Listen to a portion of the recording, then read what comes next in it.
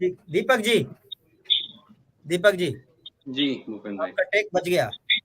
जो सवाल नहीं पूछा मैं था ये याद है या दोबारा पूछूं? हाँ, नहीं नहीं मैं यही कहना चाहता हूँ भूपेन भाई कि एक्चुअली मायावती और अखिलेश दोनों के दोनों जब सत्ता में थे तब उन्होंने उसको इतना ओवर यूटिलाइज कर लिया कि हम्म। अब जो भी उनके पास है उसको बचाने की कोशिश में ही वो लगे हुए हैं। वो आगे की रणनीति उनके दिमाग में नहीं है।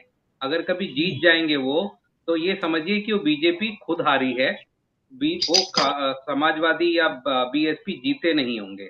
क्योंकि जैसा आप कर्नाटक में देखिए, कर्नाटक में जो बीजेपी की इन फाइटिंग थी उसकी वजह से उनको लॉस हुआ है। इसकी वजह से नहीं हुआ कि वो कांग्रेस से कहीं कमजोर थे।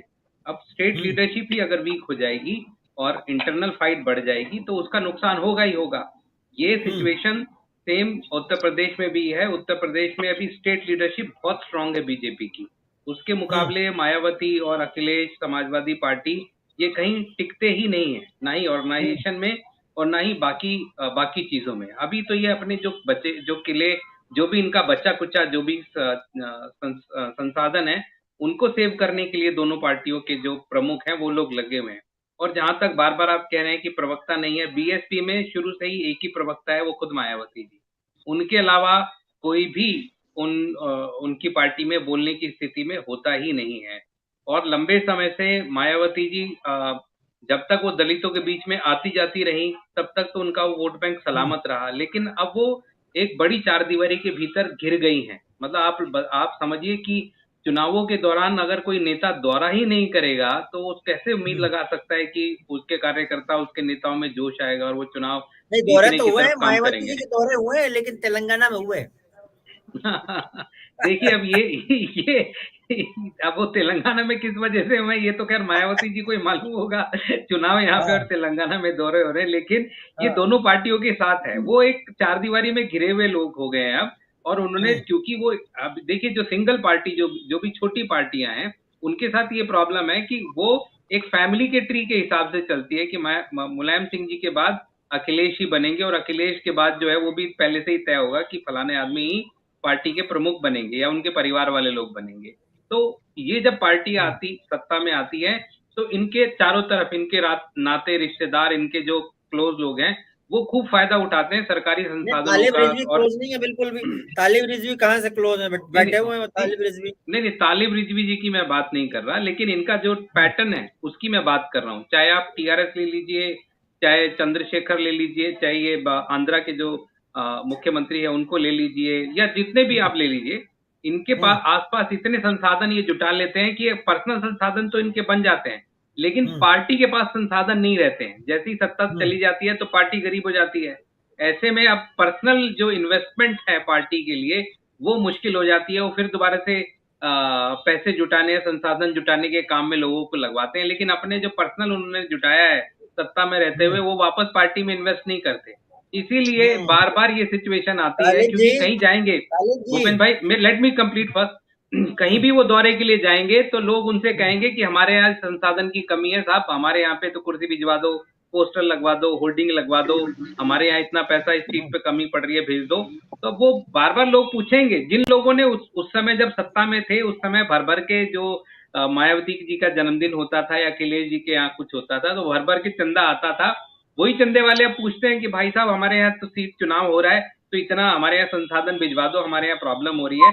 इसी डर से ये जनता के बीच में नहीं जाते हैं या उन नेताओं के बीच में नहीं जाते हैं, क्योंकि वहां से कुछ डिमांड आएगी।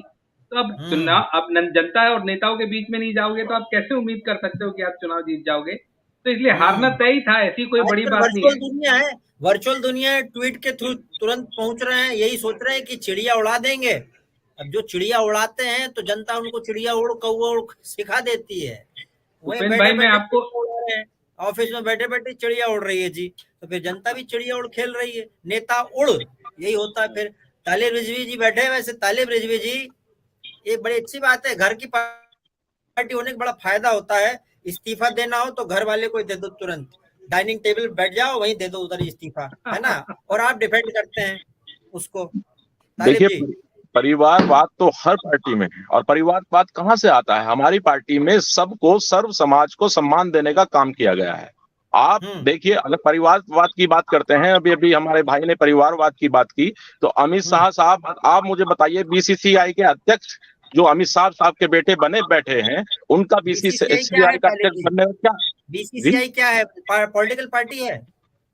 बीसीसीआई क्रिकेट बोर्ड है, लेकिन उसका तो फिर उसका पॉलिटिकल, भारतीय क्रिकेट बोर्ड का राजनीति में परिवारवाद की बात होती है देखिए, ना, जब परिवारवाद की बात होती है ये भी कहीं ना कहीं राजनीति के राजनीति में। उद्देश्य से बना हुआ है। आप परिवारवाद की बात कर रहे हैं, तो परिवारवाद में अगर आपने चंदे की बात की, तो आप ये बताइए, प्रधानमंत्री राहत कोष में इतना पैसा आता है, लेकिन उसका हिसाब नहीं दिया जाता। अगर जनता हिसाब मांगती है तो उसका हिसाब नहीं विमल जी दिया से जाता। लेते हैं, चलिए विमल जी से लेते हैं। समाजवादी विमल जी जी, ये मोदी जी जी ने जी जो जी सवाल पूछा, क्या जवाब है उसका आपके पास? नानी जी को बता दूं कि भाई साहब, ये एक भारतीय जनता पार्टी एक ऐसी पार्टी है जिसमें आप देख लीजिए अब तक कितने अध्यक्ष रह चुके हो, कितने अध्यक्ष जो हमारे प्रदेश के यूपी के जो उसमें माननीय हमारे प्रदेश अध्यक्ष हैं, वो बूथ पे भी काम कर चुके हैं, जिले में भी काम कर चुके हैं, क्षेत्र में काम कर चुके हैं, और इस समय वो कैबिनेट मिनिस्टर थे। इस समय फिर उनको दायित्व बदल के प्रदेश अध्यक्ष का कार्यभार दे दिया गया। हमारे यहाँ पार्टीवाद में हमारे पास ना चलता है, ना परिवारवाद चलता है। Let me complete. मैंने जब आप बोल रहे थे तो मैं नहीं बोल रहा था।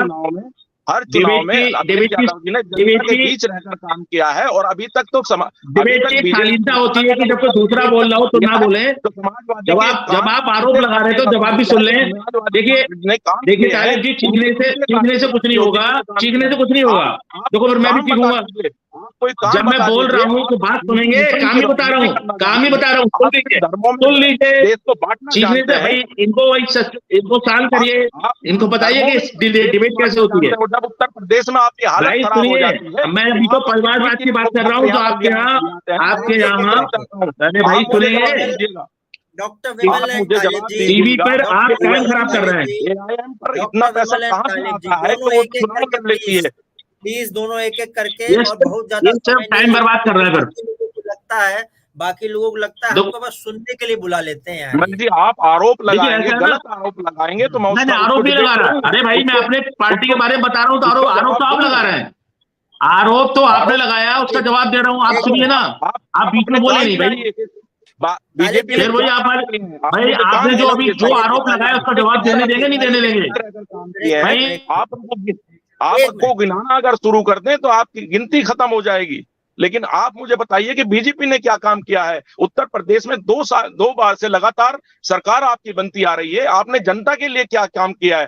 खाली हिंदू मुस्लिम करने के अलावा। और जब आप हारने लगते हैं, जब आपकी हालत खराब होने लगती है, तो अपनी जीत टीम को हैदराबाद से उठाकर ले आते हैं और यहाँ से वोटों का बंटवारा करने का काम करते हैं। डॉक्टर विमल, आपका फोन म्यूट है, अनम्यूट कीजिए।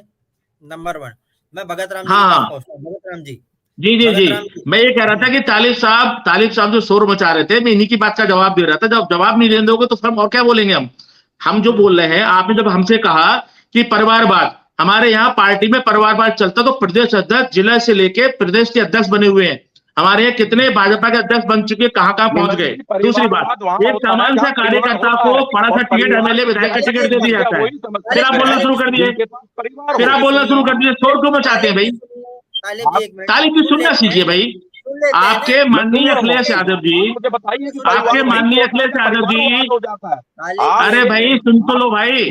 आपके यहाँ पार्टी का मुखिया पहले माननीय मुलायम सिंह जी थे, स्वर्गीय जो हमारे, अब अखिलेश यादव जी हैं। इसके अलावा कोई भी अध्यक्ष नहीं होगा, समझ रहे हैं।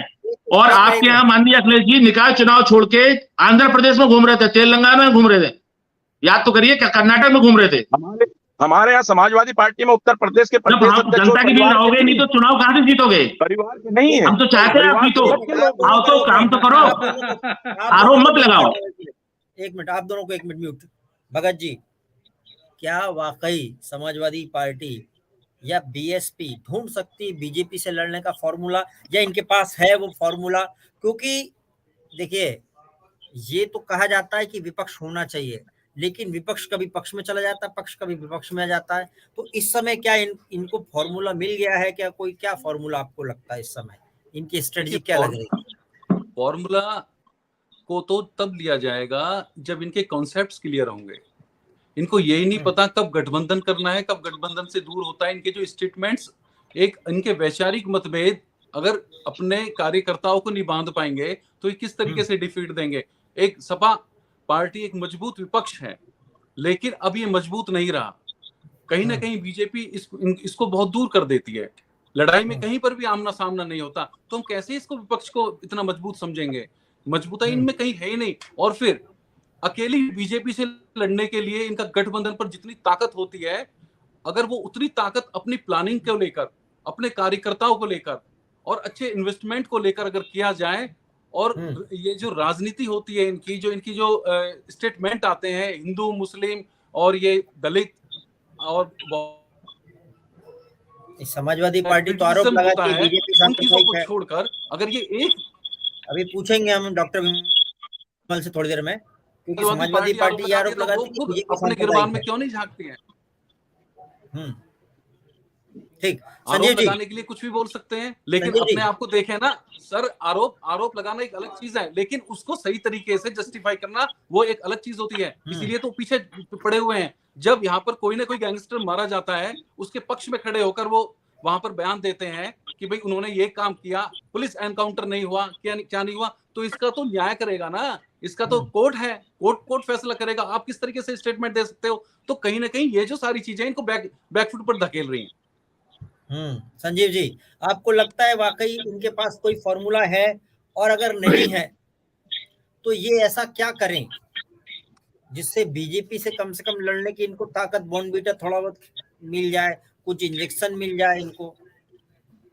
भूपेंद्र जी, एक तो बड़ी इंटरेस्टिंग बात अभी चर्चा में आई परिवारवाद को लेके, मैं थोड़ा सा उस पर भी एक बात कह दूं।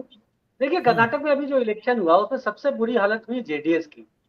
जेडीएस पे यह आरोप लगता है कि जेडीएस में उनके परिवार में जितने भी सदस्य 25 साल से ऊपर थे, वो सब विधायक, सांसद, और उनका बेटा ही मुख्यमंत्री बनना, अगर किंगमेकर की भूमिका में होंगे तो इनका बेटा ही मुख्य। आज देखिए उस पार्टी की हालत क्या हो गई। यही चीज आप देखिए कि उत्तर प्रदेश में जो परिवारवाद, असल में परिवारवाद का नुकसान कहाँ होता है कि जब एक ही परिवार का कोई, मतलब पूरा खानदान जो 25 साल की उम्र पूरी करेगा वो सांसद विधायक बनना शुरू हो जाएगा। अब देखिए, परिवारवाद ऐसा नहीं कि पूरे देश में खारिज कर दिया गया। इसी देश में नवीन पटनायक है, लगातार 4 बार चुनाव जीत चुके हैं, लेकिन उनके परिवार के दूसरे सदस्य का कोई नाम नहीं जानता है।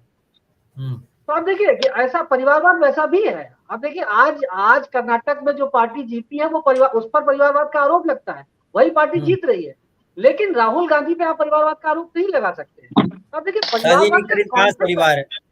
हाँ बिल्कुल नहीं, मैं ये कह रहा हूँ कि देखिए, जब एक ही परिवार, आप प्रियंका गांधी को न तो लोकसभा में भेजा गया ना राज्यसभा में भेजा गया।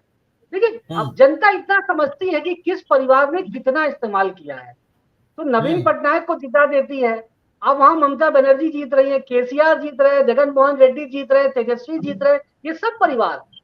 लेकिन परिवार का जब आप लिमिट से ज्यादा इस्तेमाल करने लगते हैं तो फिर वही जेडीएस वाला हाल हो जाता है, मिसयूज हो जाता है, फिर वो जेडीएस वाला हाल हो जाता है। तो पहली बात तो ये।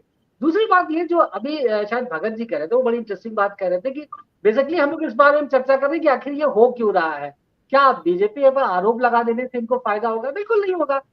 आप अगर जमीन पर नहीं उतरेंगे, अपने काडर को नहीं खड़ा करेंगे, आप अपने एक विचारधारा नहीं बनाएंगे। आज देखिए, कांग्रेस ने जो पिछले 9 सालों में किया है वो ये काम किया है कि उसने बीजेपी के खिलाफ अपनी एक आइडियोलॉजी पेश की है कि नहीं साहब, हम नफरत की दुकान बंद करवाएंगे और मोहब्बत की दुकान खुलवाएंगे। तो एक जो सेक्युलर आइडियोलॉजी की एक पूरी मोहब्बत की दुकान केवल नाम की है, वो सही है गलत है वो चलेगा पूरे देश में, ये एक टेस्ट होगा। मैं ये कह रहा हूँ कि कम से कम एक आइडियोलॉजिकल वैक्यूम जो कांग्रेस फुल करने की कोशिश कर रही है। लेकिन क्या हम यही बात उत्तर प्रदेश में बसपा और सपा के लिए कह सकते हैं? क्या कोई आइडियोलॉजी है उनकी? तो ये भी एक वैक्यूम है, क्यों रिसोर्सेज का वैक्यूम नहीं है। हम बाबा साहब के कदमों पे चल रहे हैं, ये कहती है एक लाइन वो बसपा। नहीं तो ये समाजवाद की एक ही परिवार के सब लोग सांसद और विधायक बन जाएंगे, हम दूसरे को किसी को आगे नहीं बढ़ने पाएंगे, सिर्फ हम ही कंट्रोल करेंगे। तो देखिए, ये एक वैक्यूम भी हो रहा है, केवल रिसोर्स का वैक्यूम नहीं है। आप आइडियोलॉजी के लेवल पे, और इसीलिए आपका काडर नहीं बन पाता, जमीन पर आप कमजोर होते हैं। दीपक जी,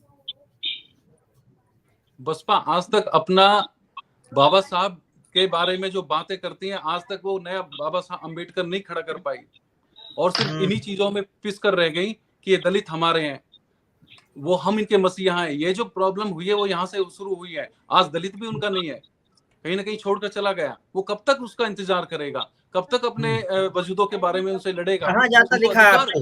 कहाँ जाता दिखा है, क्योंकि उन्होंने आज बोला कि भाई वोट हमारा राज तुम्हारा, तो क्या वोट उनका है, सिर्फ उनका क्या मतलब है, आपको क्या लग रहा है? उनका यही वोट तो और गलत फहमी होगा कि वोट हमारा है। यही तो फायदा बीजेपी उठा रही है।